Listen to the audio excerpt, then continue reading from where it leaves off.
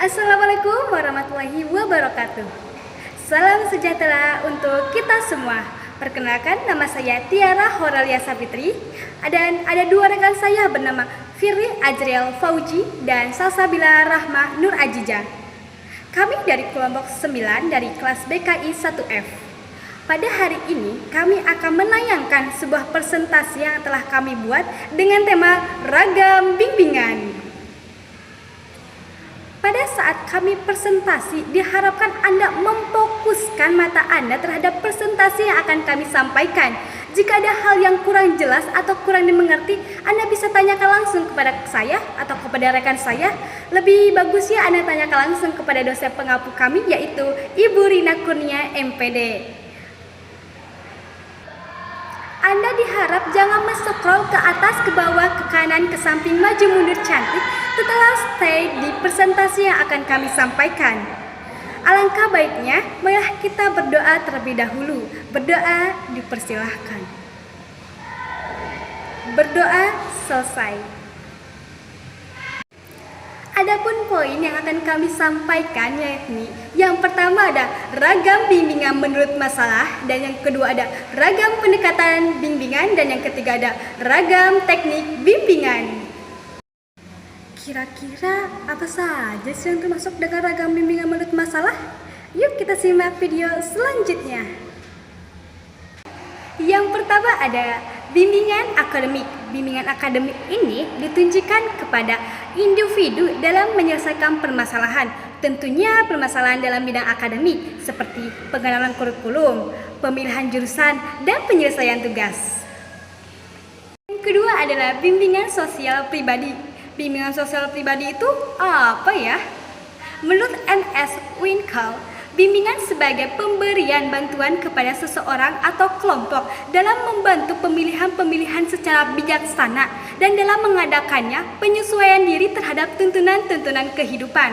Dan yang kedua, menurut M. Surya Prayitno, bimbingan adalah bantuan yang diberikan kepada seseorang individu atau kelompok agar mereka itu terciptanya berkembang menjadi pribadi-pribadi. Selanjutnya ada tujuan, bidang, dan fungsi yang akan disampaikan oleh Salsa. Kepada Saudari Salsa, saya persilahkan. Selanjutnya, tujuan bimbingan pribadi dan sosial. Menurut Syamsu Yusuf dan Jutnika Nur Hasan mengemukakan tujuan bimbingan konseling yang terkait dalam aspek sosial dan pribadi. Yang pertama, memiliki komitmen yang kuat dalam mengamalkan nilai-nilai keimanan dan ketakwaan terhadap Tuhan Yang Maha Esa. Bimbingan sosial dan pribadi itu terbagi menjadi dua bidang, yaitu bidang pribadi dan bidang sosial. Nah, dalam bidang pribadi terdapat beberapa bidang pribadi dalam bimbingan konseling.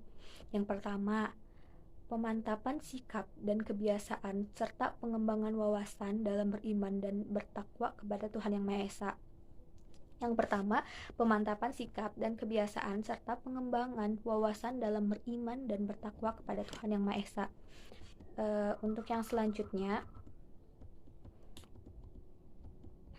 pemantapan kemampuan mengambil keputusan. Jadi kita dalam mengambil keputusan itu bisa secara mantap gitu, karena kan kita tahu bagaimana kita mengambil keputusan gitu, tahu konsekuensi dan segala hal yang kita peroleh ketika kita mengambil keputusan tersebut. Lalu selanjutnya pemantapan pemahaman terhadap kelemahan diri dan usaha penanggulangannya.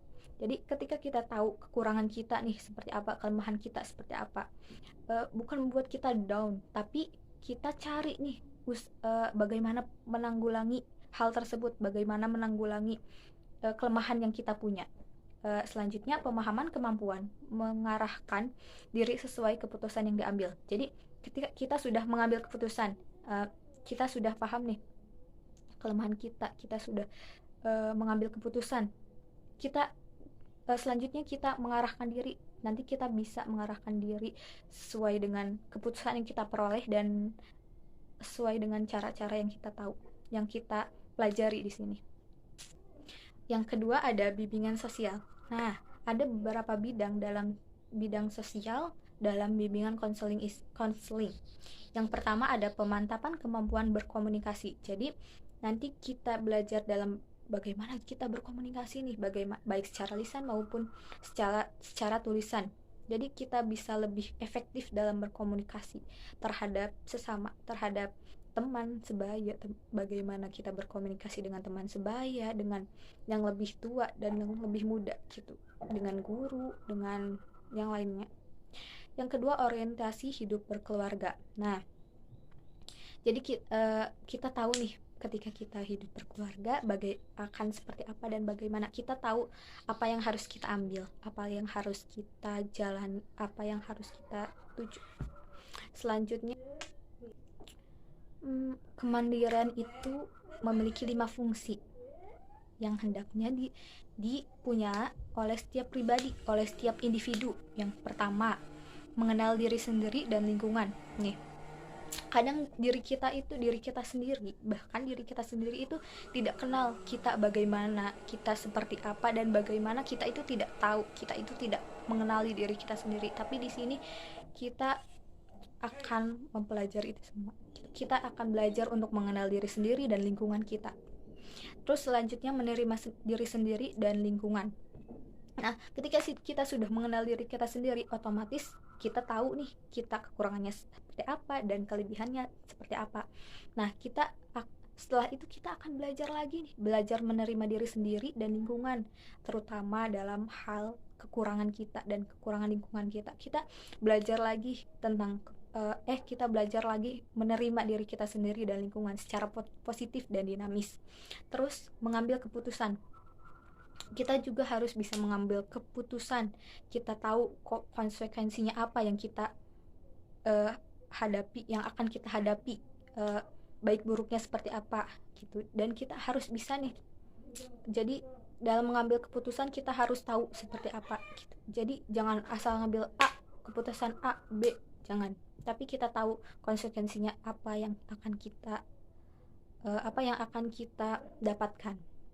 Terus selanjutnya mengarahkan diri. Ketika kita sudah mengenal diri, menerima diri, sudah mengambil keputusan apa yang akan kita hadapi ke depannya, akan kita lalui.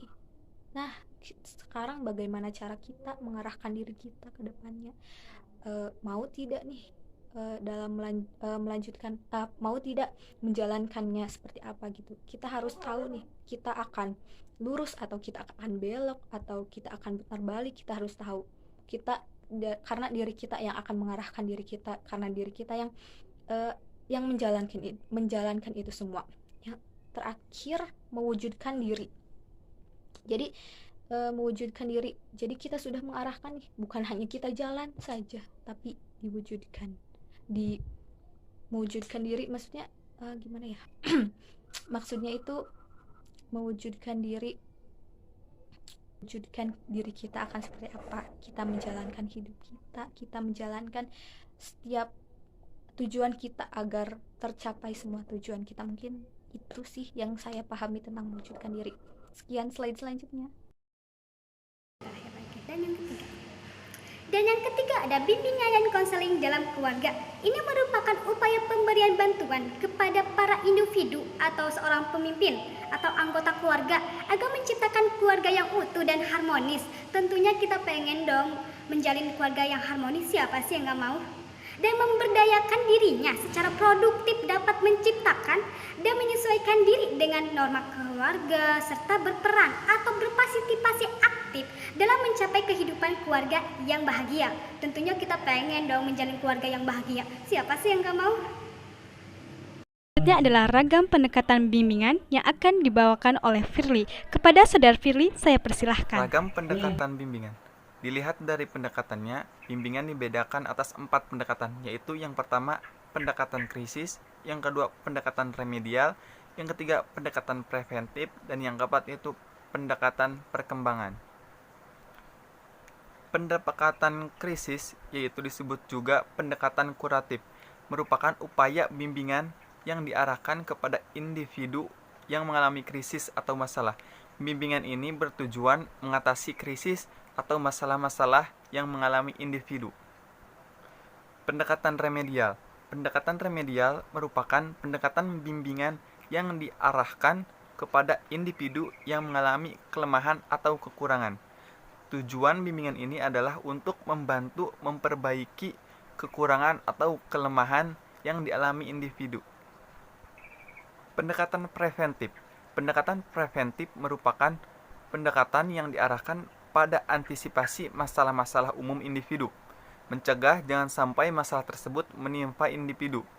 Pembimbing memberikan beberapa upaya seperti informasi dan keterampilan untuk mencegah masalah tersebut. Pendekatan preventif tidak disadari oleh teori tertentu yang khusus. Pendekatan ini mempunyai banyak teknik, tetapi hanya sedikit konsep. Yang keempat, pendekatan perkembangan. Pendekatan perkembangan menekankan pada pengembangan potensi dan kekuatan yang ada pada individu secara optimal. Setiap individu memiliki potensi dan kekuatan-kekuatan tertentu melalui penerapan berbagai teknik bimbingan, potensi, kemudian kekuatan-kekuatan tersebut dikembangkan. Dalam pendekatan ini, layanan bimbingan diberikan hanya kepada semua individu, bukan hanya kepada individu yang menghadapi masalah. Bimbingan perkembangan dapat dilaksanakan secara individual, kelompok, bahkan klasikal melalui layanan pemberian informasi, diskusi proses, kelompok, serta penyaluran bakat dan minat. Ragam teknik bimbingan. Ada beberapa macam teknik bimbingan yang dapat digunakan untuk membantu perkembangan individu. Yang pertama ada konseling. Konseling merupakan bantuan yang bersifat terapeutik yang diarahkan untuk merubah sikap dan perilaku individu. Konseling dilaksanakan melalui wawancara langsung dengan individu. Konseling ditunjukkan kepada individu yang normal, bukan hanya mengalami kesulitan kejiwaan, melainkan yang mengalami kesulitan dalam menyesuaikan diri dalam pendidikan, pekerjaan, ataupun kehidupan sosial. Yang kedua, nasihat. Nasihat merupakan salah satu teknik bimbingan yang dapat diberikan oleh konselor ataupun pembimbing. Yang ketiga, bimbingan kelompok. Bimbingan kelompok merupakan bantuan individu yang dilaksanakan dalam situasi kelompok. Bimbingan kelompok membahas masalah-masalah pendidikan, pekerjaan, pribadi, dan sosial. Yang keempat, konseling kelompok. Konseling kelompok merupakan bantuan kepada individu dalam situasi kelompok yang bersifat pencegahan dan penyembuhan, yang serta diarahkan pada pemberian kemudahan dalam perkembangan dan pertumbuhan. Dan yang kelima ada belajar bernuansa bimbingan. Individu akan lebih berhasil dalam belajar apabila guru atau dosen menerapkan prinsip-prinsip dan memberikan bimbingan waktu mengajar. Lebih jelasnya, bimbingan waktu mengajar yang dapat dilakukan oleh guru berupa menjelaskan tujuan dan manfaat pendidikan sekolah, cara belajar, mata pelajaran yang dapat mendorong prestasi, membantu mengatasi kesulitan yang dihadapi fasilitas belajar, dan memberikan kesempatan untuk berprestasi. Oke, jika ada hal yang ingin ditanyakan, Anda dapat menanyakan langsung dengan komen di bawah ini. Kita juga dapat berdiskusi langsung di grup WA tentunya yang sekelas dengan kami, dengan menyebutkan nama, kelompok, dan pacar Anda. Bercanda, ya kali pacar dibawa-bawa ya. Oke, sekian presentasi dari kami. Terima kasih atas ketenangan Anda dalam mengikuti presentasi kali ini. Semoga presentasi ini dapat menambah wawasan Anda. Dan mohon maaf bila ada tutur kata saya sebagai moderator dan rekan saya sebagai pemapar materi yang kurang berkenan di hati Anda. Mohon dimaafkan. Sekian, selamat sore. Wassalamualaikum warahmatullahi wabarakatuh.